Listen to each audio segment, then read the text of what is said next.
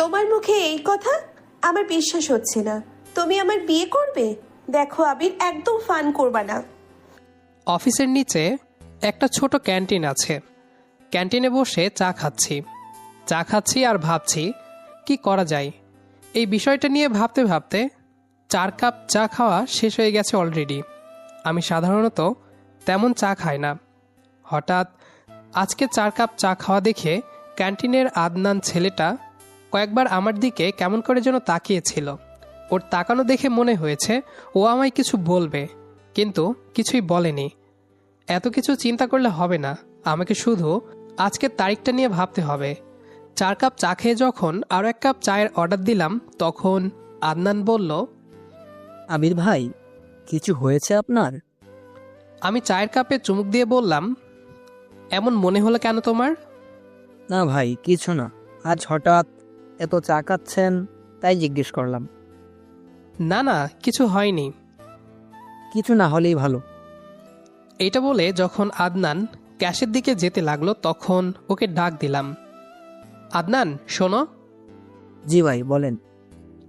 আসলে একটা বিষয় নিয়ে ভাবছি, কি করব বুঝতেছি না। আমার কাছে শেয়ার করতে পারেন ভাই। আমি আপনাকে 2 বছর ধরে চিনি।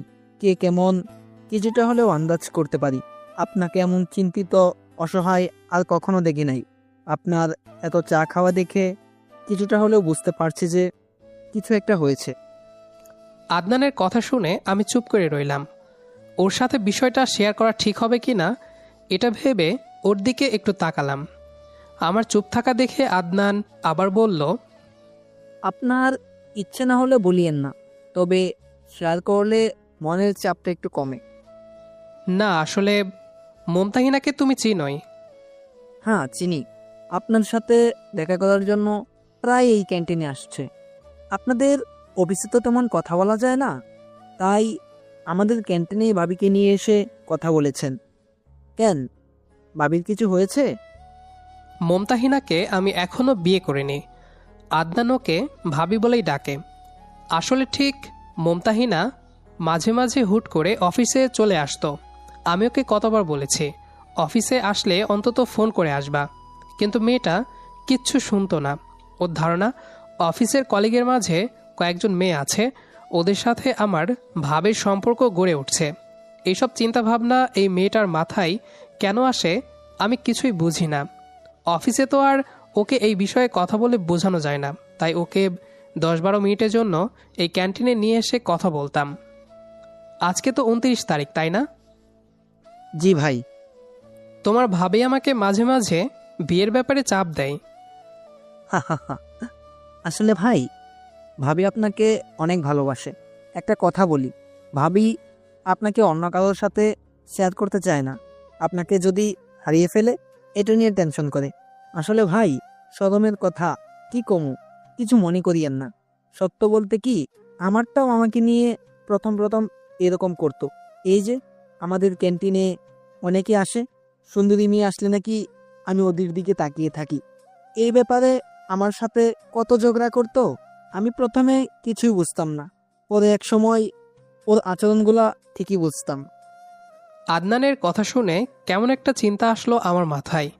আদনান আবার বলল, মেয়েরা কি বলতে চায় বা কি প্রকাশ করতে চায় অনেক সময় তা সঠিকভাবে বলে না বা কাউকে বুঝতে দেয় না।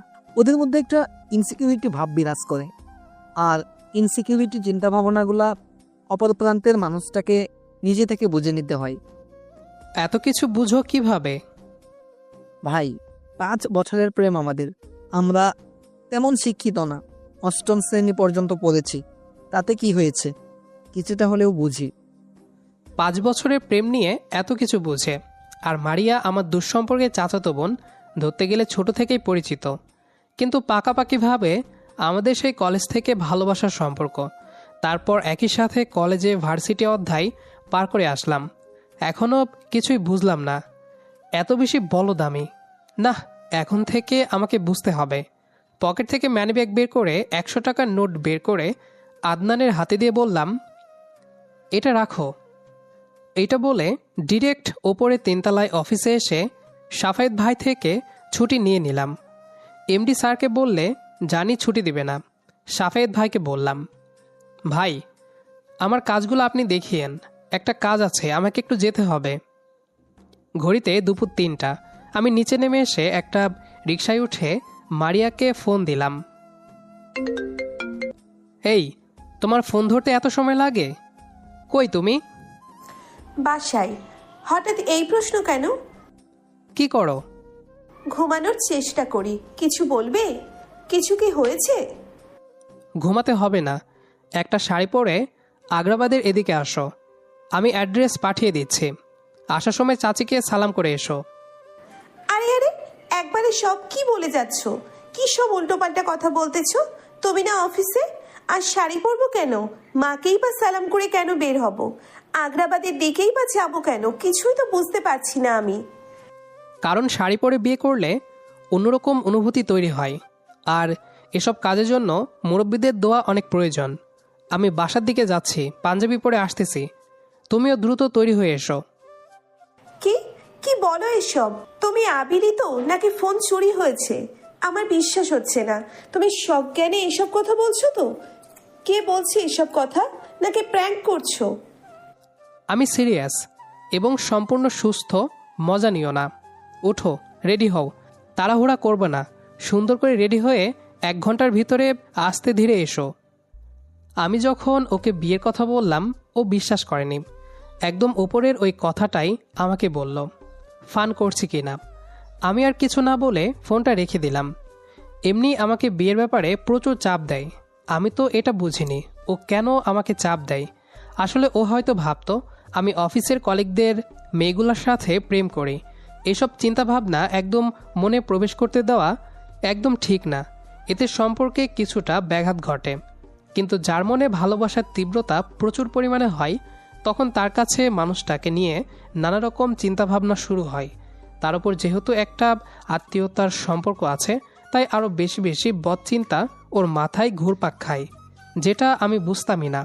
আর এইসব চিন্তাভাবনাগুলা অটোমেটিক মনের দরজায় প্রবেশ করে। পাঞ্জাবি পরে আগ্রাবাদের মোড়ের টি স্টলের ছোট্ট দোকানটাই ওর জন্য অপেক্ষা করছে। আগ্রাবাদের থেকে খুব একটা দূর না ওর বাসা, আসতে বেশি সময় লাগার কথা নয়। আমি নিশ্চিত সাজতে সময় লাগাচ্ছে। মেয়েদের এই একটা অভ্যাস, সাজতে সাজতে কোনো বোরিং ফিলই করে না। এটা মানাবে নাকি ওটাতে মানাবে, এগুলো ভাবতে ভাবতে অনেক সময় নষ্ট করে ফেলে। আর মেকআপের কথা তো বাদই দিলাম, কিছু বুঝলাম না। জাস্ট শাড়ি পরবে আর চুলগুলো আঁচড়াবে, ঠোঁটে হালকা গোলাপি লিপস্টিক দিয়ে কাঁধে ব্যাগ ঝুলিয়ে বের হয়ে আসবে। এত সাজার কি আছে ভাই? 1.5 ঘন্টা হয়ে গেছে। অবশ্য আমি আসছি 45 মিনিটের মতো হয়ে গেছে, আরও কত সময় লাগবে কে জানে। কয়েকবার ফোন করলাম। কই তুমি? এত সময় লাগে? টি স্টলে কখন থেকে বসে আছি, আর কত সময় লাগবে তোমার আসতে? এত সাজতে হবে না। ও বলে, এই তো আসতেছি, আর একটু অপেক্ষা করো। এই আসতেছি মানে মেয়েদের কথা বুঝতে হবে, আরও অপেক্ষা করতে হবে বাছাধন। এত সহজে এদের আসার সময় হয় না। আসতেছি বললেও আধা ঘন্টা সময় চলে যাবে। এই যে সাহেব, ওদিক ফিরে কাকে দেখছেন? কাঁধে হাতের ছোঁয়া পেলাম। পিছন ফিরে দেখি মারিয়া আমার পিছনে দাঁড়িয়ে আছে, মুচকি মুচকি হাসছে। আমি দাঁড়িয়ে বললাম, কাকে দেখবো আবার, বোকা মেয়ে? চলো চলো, তাড়াতাড়ি চলো, দেরি হয়ে যাচ্ছে। এটা বলে রিকশা দাঁড় করালাম। রিকশায় উঠে কাজী অফিসের দিকে রওনা দিলাম। খানিকটা চুপ করে থেকে বলল, আমাকে একটু চিমটি কাটো তো, আমি মনে হয় স্বপ্ন দেখছি। কেন? আমার না বিশ্বাস হচ্ছে না, মনে হচ্ছে স্বপ্ন দেখতেছি। তুমি কি সত্যিই আবির? আমি চুপ করে ওর দিকে তাকিয়ে থেকে ওর বাম হাতের আঙ্গুলগুলো আমার হাতের আঙ্গুল দিয়ে মুষ্টিময় করে ধরলাম। ও তেমন একটা সাজগোজ করেনি, আমি যা যা অনুমান করেছি সেই রকমই সেজেছে। ঠোঁটে হালকা লিপস্টিক আর হালকা মেকআপ, কাজল দেয়নি। ঠোঁট দুটো কেমন ছলছল করছে। মারেকে দেখলে ছোট থেকেই ওর প্রতি একটা ভালো লাগা কাজ করে। আমি বললাম, আজকের দিনটা স্পেশাল দিন, এমন দিন বারবার আসবে না। শোনো, প্রত্যেক বিবাহ বার্ষিকীতে আমি তোমার কাছ থেকে স্পেশাল কিছু চাই। আমি শুধু হাসলাম, বললাম, শোনো, এটা এমন একটা স্পেশাল দিন চাইলেও প্রতি বছর পাওয়া যায় না। মানে কি? কিছু না। কাজী অফিসের সামনে চলে এসেছে। রিক্সা ভাড়া দিয়েই ভেতরে ঢুকে কাজীর সাথে কথা বলে বিয়েটা করে ফেললাম। কেমন একটা অনুভূতি তৈরি হলো। জীবনের বাকি সময়ের জন্য মারিয়াকে আমার করে পেয়ে গেছি। মনে হচ্ছে আমার জীবনে আরেকটা অংশ মারিয়া।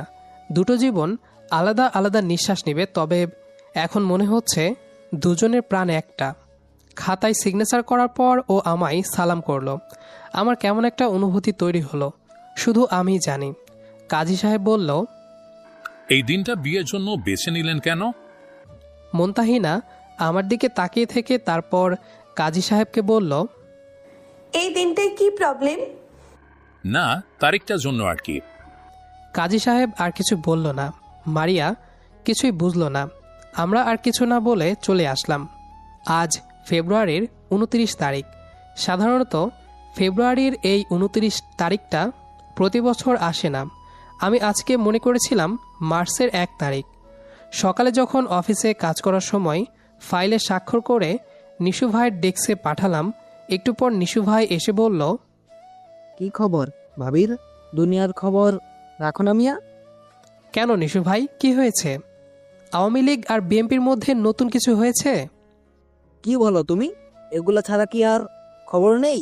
আজকের তারিখই তো তুমি জানো না দেখি। আজ ফেব্রুয়ারি মাসের 29 তারিখ। এই তারিখটা বারবার আসে না। কি হলো? এই যে আমার জামাইটা, এইখানে কি এখন দাঁড়িয়ে থাকবো নাকি কোথাও যাব? মারিয়ার কথায় একটু বাস্তবে ফিরলাম। আমার হাত ওর দু হাত দিয়ে আঁকড়ে ধরে রাখছে। ওর দিকে তাকিয়ে থেকে একটু ভাবলাম কি করা যায়। একটা রিক্সা নিলাম। ভাবলাম আগে রেস্টুরেন্টে গিয়ে কিছু খাওয়া যাক। মারিয়া বলল, শোনো, প্রতি বছর এই দিনটাই আমরা সারা রাত মোমবাতির আলোতে গল্প করব বা ছাদে গিয়ে তারা দেখব, একটুও ঘুমাবো না। মনে থাকবে তো? এই দিনটা তো আসবে না প্রতি বছর। কিভাবে প্রতি বছর জাগবা? মানে? কিছু না, তোমাকে সুন্দর লাগছে। এই কথা ঘোরাবা না একদম। শোনো, আমাদের প্রথম বিবাহ বার্ষিকীতে কি উপহার দিবা আমায়? স্পেশাল কিছু চাই আমার। বিয়ে করতে না করতেই এইগুলা নিয়ে চিন্তা করতেছে। কি পাগল মেয়ে রে বাবা। আমি একটু চুপ করে থেকে বললাম, সামনের বছর আসতে না আসতেই একটা বাবু আসবে। এর চেয়ে দামি উপহার কি হতে পারে? এই একটু বেশি হয়ে যাচ্ছে কিন্তু। আচ্ছা বলো তো, আজকে কয় তারিখ জানো তা? কেন 1 তারিখ? এই হাসছো কেন? তোমার হাসি আমার ভালো লাগছে না। বলো, হাসলা কেন? রিক্সাওয়ালা মামা পিছনে ফিরে বলল, আফা, আজকা 29 তারিখ। আমিও ভাবছিলাম আজকা 1 তারিখ, পরে দেখি 29 তারিখ।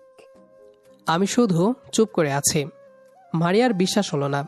ঝটপট ব্যাগ থেকে মোবাইলটা বের করে মোবাইলে একটু দেখে আমার দিকে কেমন করে তাকিয়ে থেকে একটু রাগান্বিত হয়ে বলল, এই তুমি রিক্সা থেকে নামো। এই মামা, রিক্সা থামান। তুমি আমায় বিয়ে করার আর দিন পাওনি? আমার খেয়াল নেই বলে তুমি এটা কেন করলা? কেন করলা তুমি? আরে এই স্পেশাল দিনটা কেউ পায় নাকি? ভাগ্য ভালো আমরা পেয়েছি। সে 4 বছর পর পর আসে এই দিন। কোনো কথা বলবা না। 4 বছর পর পর বিবাহবার্ষিকী পালন করব, তাই না? এই বিয়ে আমি মানি না। এই জন্যই তো বলি, যাকে বিয়ের ব্যাপারে এত চাপ দিই রাজি হয় না, সে কেন রাজি হয়েছে? আসল কথা হলো, প্রত্যেক বছর আমাকে গিফট দেওয়ার ভয়ে কাজটা করেছো। এই মামা, রিক্সা থামান। তারপর রিক্সা থামিয়ে আমায় নামিয়ে দেয়। আমার কি করা উচিত বুঝতে পারছি না। রিক্সার পেছনে পেছনে যেতে লাগলাম। এই খবরদার পিছন পিছন আসবে না। আমার বউটাকে যদি হাইজ্যাকার ধরে তাই চিন্তা হচ্ছে, তাই পিছন পিছন আসছি। তুমি আর এক কদম রিক্সার পেছন পেছন আসবা, খুব খারাপ হয়ে যাবে। আমি আর পা বাড়াইনি। আস্তে আস্তে ও রিক্সাটা আমার চোখের আড়ালে হয়ে যায়। ফুটপাথের ওপর দিয়ে হাঁটছি। আমি জানি ও যতই রাগ করুক আমাকে ভালোবাসে। ঠিক কিছুদিন পর পিছন থেকে ডাক আসলো, মামা, রিক্সায় ওঠেন। তাকে দেখি সেই রিক্সাওয়ালা। মারিয়া অন্যদিকে তাকিয়ে আছে। আমি রিক্সায় না উঠে আবার হাঁটতে যাব, তখন ও বলল, রিক্সায় উঠতে বলছি, কানে কথা যায় না? একটু তাকিয়ে থেকে রিক্সায় উঠলাম। ও অন্যদিকে তাকিয়ে আস্তে করে আমার হাতটা ধরে বলল, 4 বছর পর পর বিবাহ বার্ষিকী পালন করব, তাতে কি হয়েছে? আমি শুধু হাসলাম। ও অন্যদিকে তাকিয়ে আবার বলল, এই হাসবা না। কয়েক মাস পর বাবা মাকে বলে তোমার বাসায় নিয়ে যাবা। বিয়ের পর স্ত্রীরা স্বামীর বাসায় থাকে। তুমি না এই বিয়ে মানো না? আমার দিকে রাগী চোখে তাকিয়ে থাকলো। আমিও আর কিছু বললাম না। একটু পর ও আমার কাঁধে মাথা রাখলো। রিক্সা চলছে, ওর চুলগুলো উড়ছে। কেমন একটা ভালো লাগা কাজ শুরু হলো। কোনো মেয়ে তার স্বামীর ওপর বেশিক্ষণ রাগ করে থাকতে পারে না, সত্যি পারে না। আমাদের আজকের গল্পটি আপনাদের কাছে কেমন লেগেছে সেটা অবশ্যই কমেন্ট করে জানাবেন। আর যদি কমেন্ট না করেন তাহলে কিন্তু আপনার খবর আছে, বলে দিলাম। তো গল্পটি কেমন লেগেছে অবশ্যই কমেন্ট করে জানাবেন। দেখা হচ্ছে আবারও নতুন কোনো গল্প নিয়ে। সেই পর্যন্ত আমাদের সাথেই থাকবেন। আর পুরো গল্পটি শেষ পর্যন্ত শোনার জন্য অসংখ্য ধন্যবাদ।